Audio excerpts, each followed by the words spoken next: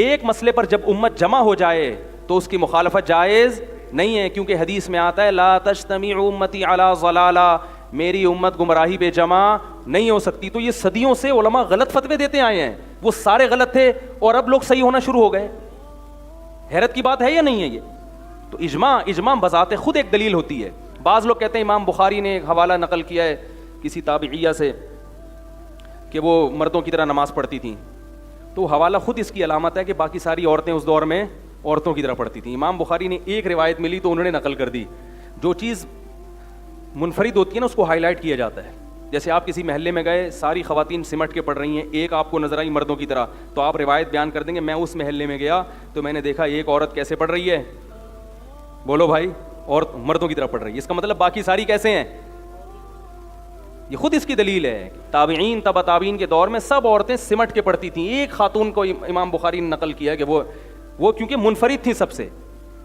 اس کی دلیل یہ ہے کہ امام بخاری نے کسی مرد کے بارے میں نہیں کہا کہ وہ عورت کی طرح نماز پڑھتے تھے. کیوں؟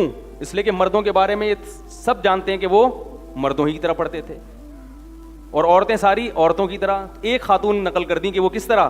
تو ہمارے جو اہل حدیث حضرات ہیں انتہائی احترام کے ساتھ, ہم ان کا بھی احترام کرتے ہیں, علماء کوئی بھی ہوں ہمارے لیے قابل احترام ہے.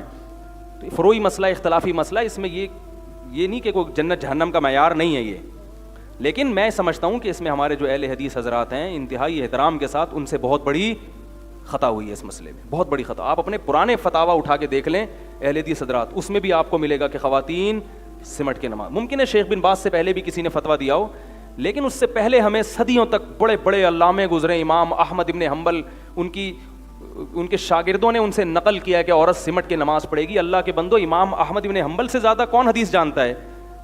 امام شافعی سے زیادہ کون حدیث جانتا ہے؟ یہ بڑے بڑے علامے کے سارے معاذ اللہ بیکار لوگ تھے. کس طرف آپ امت کو لے کے جا رہے ہو؟ امت سب سے بدگمان ہو رہی ہے. یہ صرف دیوبندی بریلوی کا مسئلہ نہیں ہے, تو پوری امت ایک طرف ہے, آپ پوری امت کو دوسری طرف لے جا رہے ہیں. تو کیسی بات ہے کہ حدیث ان میں سے کسی نے بھی نہیں سمجھی؟ تو اب میں کہتا ہوں اہل حدیث ہی کے فتاوا دیکھ لینا پرانے, سب میں یہ لکھا ہوا ہے کہ سمٹ کے, کیونکہ وہ اس وقت یہ چیز تواتر سے چلی آ رہی تھی, کوئی جانتا بھی نہیں تھا اس کے خلاف.